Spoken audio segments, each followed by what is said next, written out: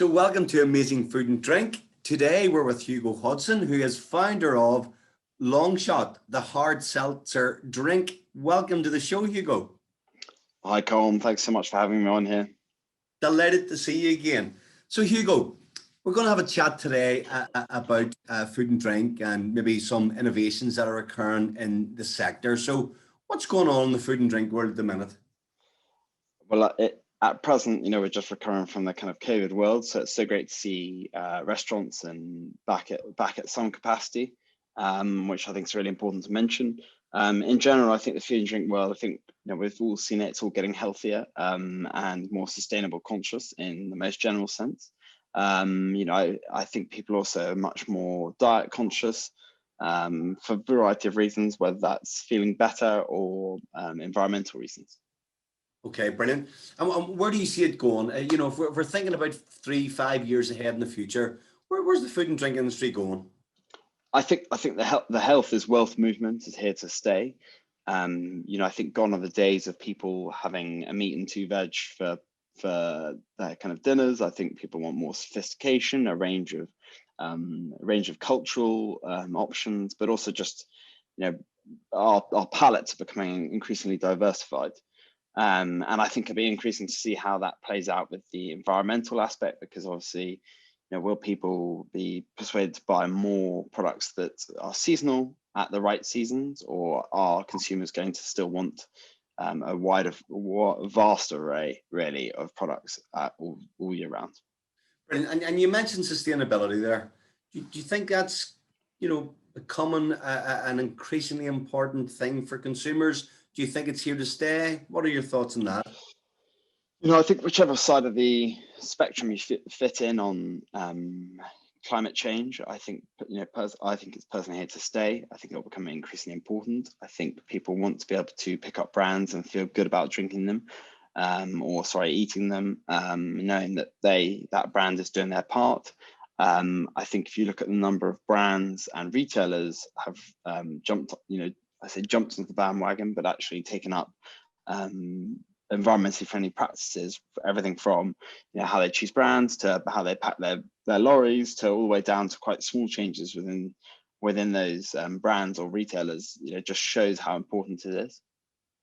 Okay, and you mentioned there just at the outset about if you like health consciousness and healthy foods. What do you think's happening with the snack industry? I mean, I've noticed that is becoming a little more healthier. What are your thoughts on that?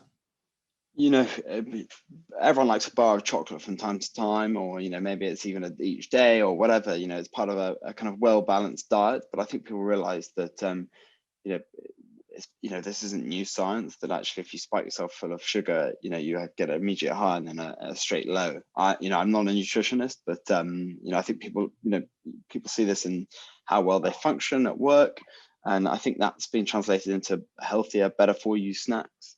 Of course, there's still a gap for the old style snacks, but I think we've seen that with brands like Gray's, for example, and a number of others. I mean, Gray's is probably the most well known, but people are having things like nuts, seeds, whether it's bars that kind of have the same sort of thing within them, but really it's just at the beginning of its journey. And I think increasingly in the post-COVID world, when people go out to travel again, someone else will find something else on the other side of the world that they're eating, drinking, whatever, and bring it back and say, that this is a product that has got all these health benefits. And I was reading about the other day someone who's making drinks out of nettles. For years we've looked at nettles and said, oh, all they do is sting you, why do we have them? No one really likes them, but actually we have some superfoods, not just necessarily on the other side of the world, but on our doorstep, which we will probably pick into. And I think that helps with the fight against climate change, because less food miles, but also if we have diversified foods, then it's less pressure on putting on farmers to produce one type of food or one type of meat. So yeah, it's all fantastic, really. Yeah, and funny you should say that. I'm seeing even in Belfast trends for like quinoa, or quinoa, as people sometimes call it. But that's been a massive trend recently in superfoods in general, super salads. Yeah, I think that's, you touched on a really good point there. The quinoa trend came across from the States. It's originally a Peruvian staple, or quinoa, whatever you want to call it. But it's certainly, the people are swapping out, more carb heavy foods for something that's a bit lighter. It helps with your, focus and concentration. I think consumers are looking for something that's, it's not just about a healthy body, it's also about a healthy mind, isn't it? And I think we're seeing that also, funnily enough, that translates into workspaces. It's been seen that better productivity can be had through a better ventilated workspace. And I think people are starting to realize that it's not just about your ventilation. If you put stuff in your system, it's not going to help you concentrate. After a night, a few drinks the night before, you may have drunk responsibly, but you may not feel as fresh as you would if you gone to bed with one or none. Yeah, fair point. And you just made me think there, in terms of being in work and snacking, your typical bar of chocolate for that mid-afternoon sort of, lift and stuff. I think that's changing. I mean, I'm even seeing people eating things like popcorn now. Yeah, well, the popcorn trend's been here for a few years, Colm. And I think, increasingly it's such a light snack. And things like corn cakes, for example, it's a very light snack. It can be eaten as part of a healthy diet. They often come in a vast array of flavors, and that was another one from the States. It was it's I can't even get my words out really. It's not a new trend. Let's be honest, popcorn's been around for years and years and years. Yeah. But it's funny how these things sometimes just reinvent themselves. Yeah, sort of come round again, Yeah. in vogue and then out of vogue. And I think also people don't need the kind of heavy flavors that they used to. I think, in past when you had your kind of sweet popcorn, it was really doused in sugar. And I think now, you can have a much less sweet popcorn comparatively, but it's still perfectly sweet. So I think, that consumer palate is becoming doesn't need such strength necessarily. Yeah. And in terms of, your future predictions and where indeed long shot fits in with this trend, talk to me about that. Well, I mean, I think the health is wealth trend is here to stay. And I think that's one of the reasons why I set up Long Shot, because it taps into the kind of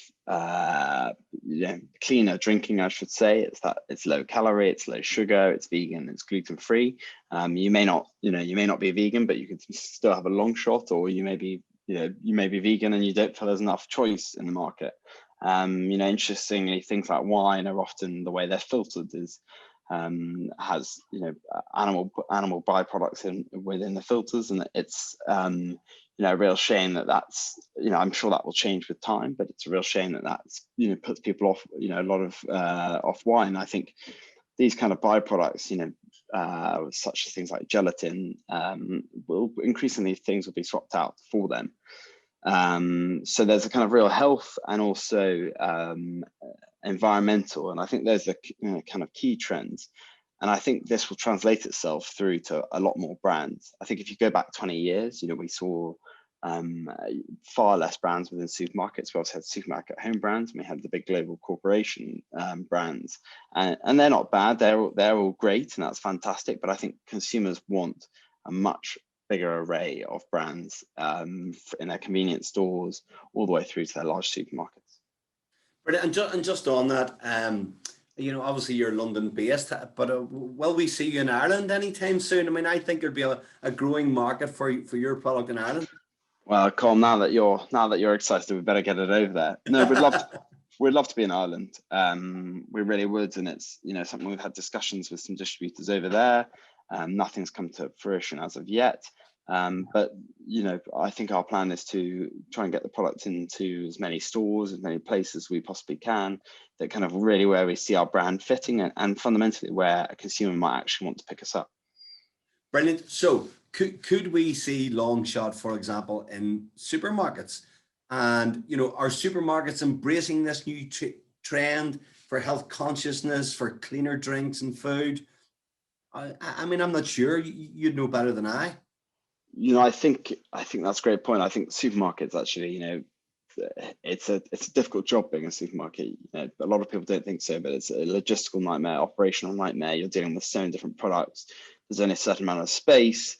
And I think they've done a fantastic job. I think if you look at all the major chains, they've all been very quick to take on new brands, quick to take on the new ideas.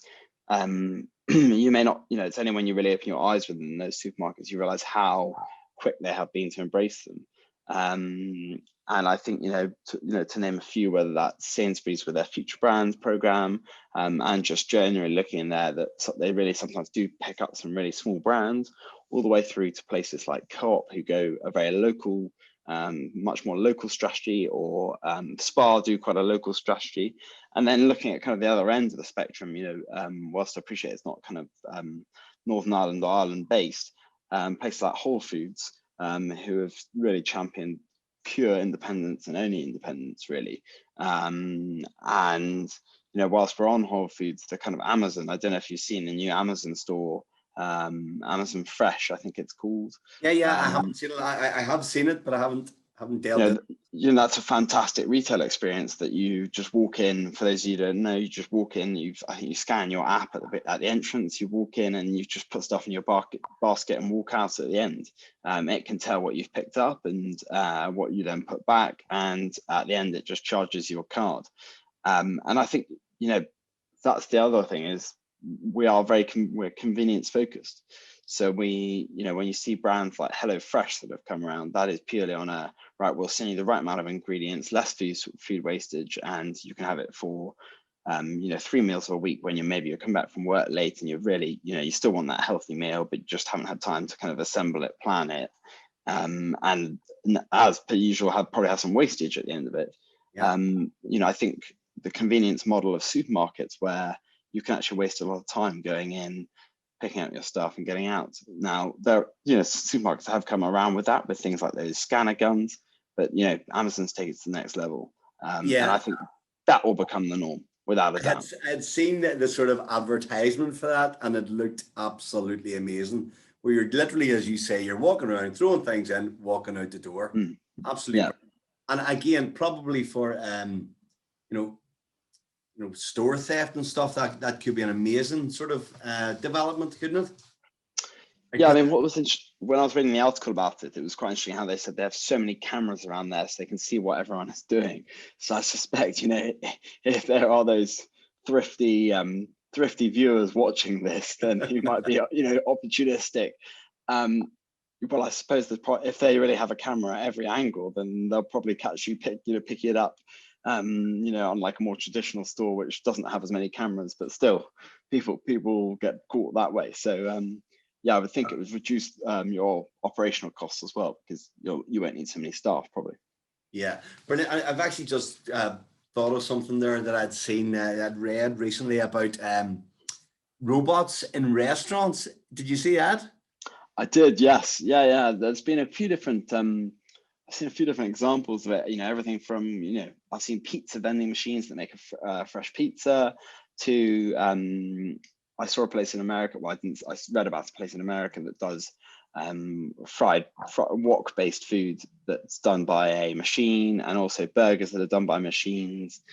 To be honest, this is not, it's not really a surprise. I mean, once the cost of actually developing the tools and the machines that to create these products or create your meals for you, once the cost of that comes down, then it starts to make sense, because from a management perspective, particularly in a post-COVID world, your staff, the ones who spread the disease, unfortunately, and your customers do. So if you can have something that for takeaway that's done by machine, then it does make sense. It slightly takes a kind of a new kind of impersonal approach, but I think it's something that consumers will get used to, a bit like driverless cars as and when they arrive.